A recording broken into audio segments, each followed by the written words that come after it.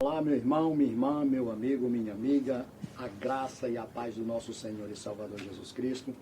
É com alegria que mais uma vez estamos aqui na nossa programação Palavra de Fé. Espero que no dia de hoje o Senhor possa falar com a minha vida, falar com a sua vida, para que nós possamos, de fato, entender o que Deus espera de cada um de nós. E no dia de hoje eu quero falar a respeito de louvor a Deus. O que é louvor a Deus? Como devemos louvar a Deus em forma de cântico? Vamos entender um pouquinho de acordo com as Escrituras? Bom, muitos acham que louvar a Deus é simplesmente cantar uma canção, entoar cântico com seus lábios. E nós podemos entender que louvar a Deus é adorá-lo. Louvar a Deus é adorar o seu santo nome. E como nós podemos louvar a Deus? Nós podemos louvar e adorar a Deus quando reconhecemos, por exemplo, os nossos pecados, quando confessamos esses pecados e nos arrependemos. Isso é um louvor a Deus. Uma vida reta e íntegra é um louvor a Deus. Amar ao próximo é também um louvor a Deus. Fazer tudo em excelência é louvar a Deus. Louvar é reconhecer, por exemplo, a soberania de Deus, a qual nos leva assim a adorar. Cantar, ter uma vida conforme a vontade do Senhor, também é louvor a Deus. Essa vida precisa ser uma vida, como falei, conforme a vontade do Senhor e não em conformidade à nossa vontade. Isso nós precisamos entender que são em todos os aspectos, isso seja pessoal, no nosso trato com Deus, com a família, no trabalho, o nosso falar, o nosso vestir, o nosso pensar, quando estamos com os nossos amigos, enfim, em todos os relacionamentos e para com todos aqueles que passam nas nossas vidas, no nosso caminho, que essas pessoas possam assim enxergar Deus na nossa vida. Que nós venhamos refletir sobre o nosso louvor ao Senhor. E assim, com certeza, nós iremos refletir Jesus através de nós. As pessoas enxergarão Jesus através de nós. Isso é louvor a Deus. Mas, meus queridos, hoje, o louvor está voltado para o homem. O louvor está voltado para o homem.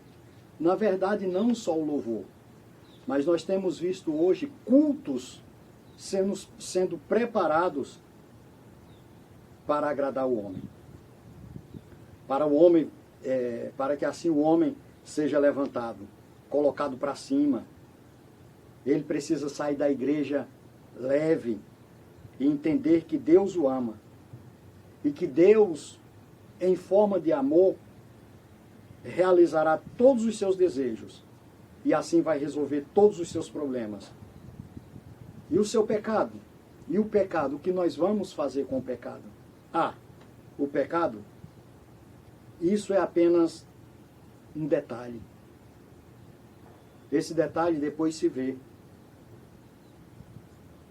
Afinal de contas, Deus não deve levar em consideração.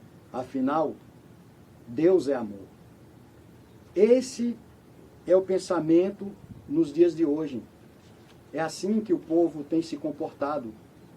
E os louvores que chamam de louvor, esses são também voltados para o homem. Nós temos muito comum, por exemplo, agora é só vitória, vamos conquistar. Você não nasceu para perder. Tem mais. Não morrerei enquanto a promessa não se cumprir. E por aí vai. Chamam isso de louvor. Chamam, intitulam, rotulam isso como louvor. Mas na verdade, isso pode até chamar de louvor, sim, mas louvor ao homem, não louvor a Deus. Porque o louvor a Deus, ele é diferente. E nós vamos entender um pouquinho isso no dia de hoje. E quando o crente não vai sofrer, vai ser só vitória, tudo vai se cumprir na vida dele, o que nós vamos fazer? O que dizer com a fala de Jesus, que disse que seríamos perseguidos por causa do Evangelho?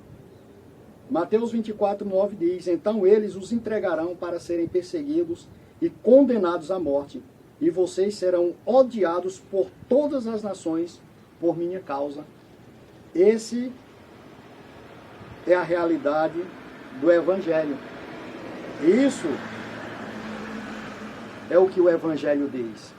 Mas, infelizmente, as pessoas têm apresentado um outro Evangelho, um Evangelho de facilidade, um Evangelho, como eu já falei aqui, Evangelho e louvores voltados para o homem. Não morrerei enquanto a promessa não se cumprir. Isso é um louvor que tanto tocou aí Brasil afora.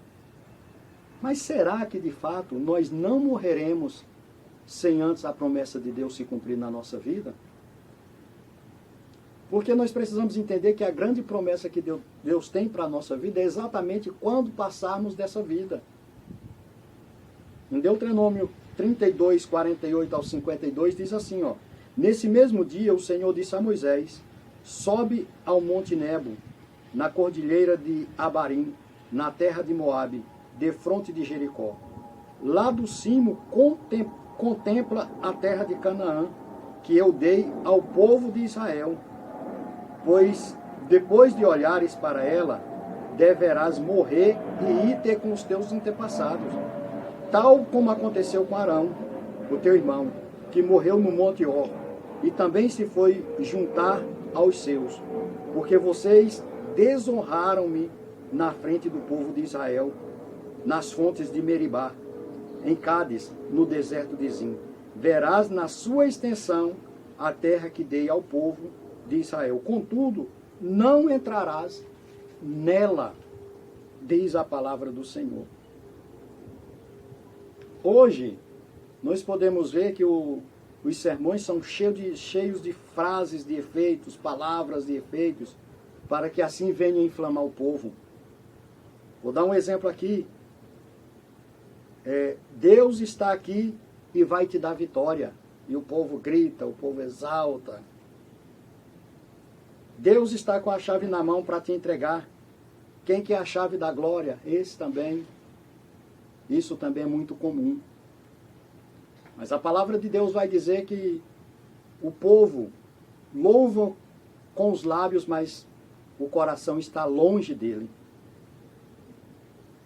Porque, infelizmente, tudo tem que ser voltado para o homem. O culto e o louvor têm sido antropocêntrico.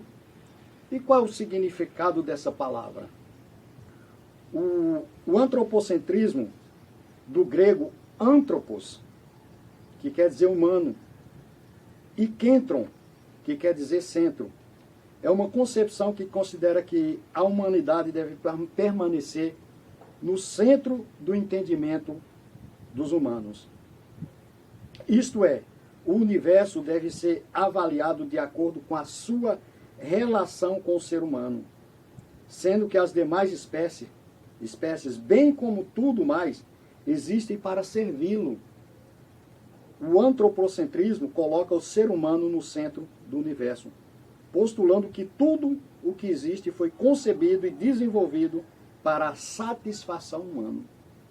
E, infelizmente, trouxemos isso para o culto a Deus, para o louvor a Deus.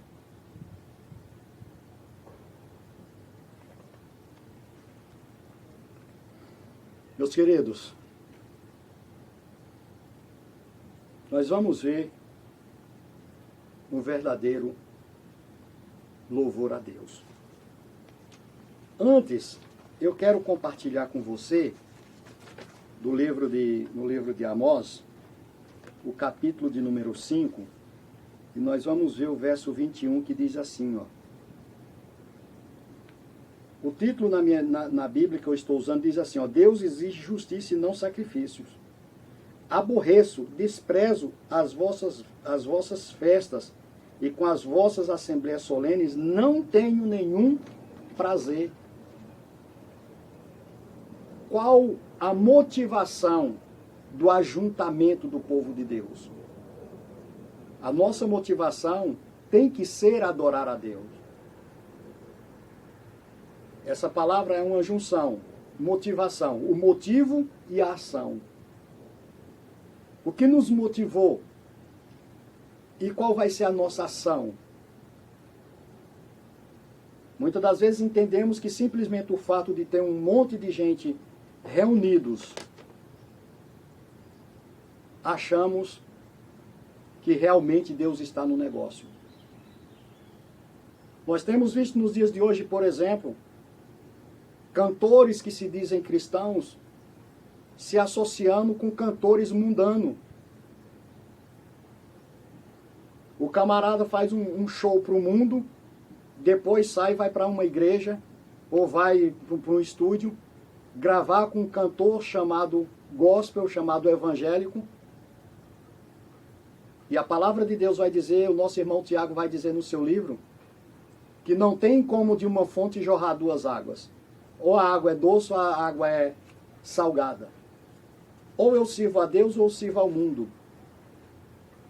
Ah, mas ele ouviu a palavra. Eu quero saber, não é se ele ouviu a palavra, eu quero saber se de fato o coração dele estava aberto para a palavra e se houve resultado nisso. Essa associação não é uma associação que agrada a Deus. Afinal, a palavra de Deus vai nos dizer, na verdade até uma pergunta, que associação existe a luz com as trevas. Então, precisamos entender o que de fato Deus quer de nós e como vamos de fato louvar e adorar o santo nome do Senhor e Salvador Jesus Cristo. Eu quero compartilhar com você Primeiro Crônicas, capítulo de número 16. Eu vou ler do verso 1 até o 13, 14. Diz assim, introduziram, pois, a arca de Deus e a puseram no meio da tenda que armara Davi. E trouxeram holocaustos e ofertas pacíficas perante Deus. Tendo Davi acabado de trazer os holocaustos e ofertas pacíficas, abençoou o povo em nome do Senhor e repartiu a todo Israel, tanto os homens como as mulheres, a cada um bolo de pão, um bom pedaço de carne e passas. Designou dentre os levitas os que haviam de ministrar diante da arca do Senhor, e celebrar e louvar e exaltar o Senhor Deus de Israel, a saber, Asaf, o chefe, Zacarias, o segundo, e depois Jeiel, Semiramote, Jeiel, Matitias, Eliabe, Beneia, Obed-edom e Jeiel com alaúdes e harpas, e Asaf fazia ressoar os símbolos. Os sacerdotes Beneia e Jaziel estavam continuamente com trombetas perante a arca da aliança de Deus. Naquele dia, presta atenção, naquele dia foi que Davi encarregou pela primeira vez Asaf e a seus irmãos de celebrarem com hinos o Senhor.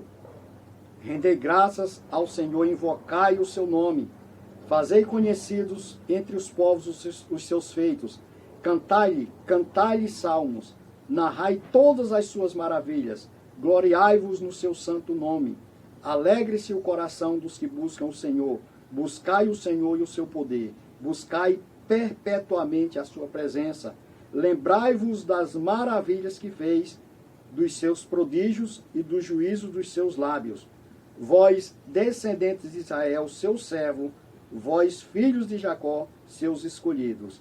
Ele é o Senhor, nosso Deus. Os seus juízos permeiam toda a terra. Lembre-se perpetuamente da aliança da palavra que empenhou para 1000 gerações.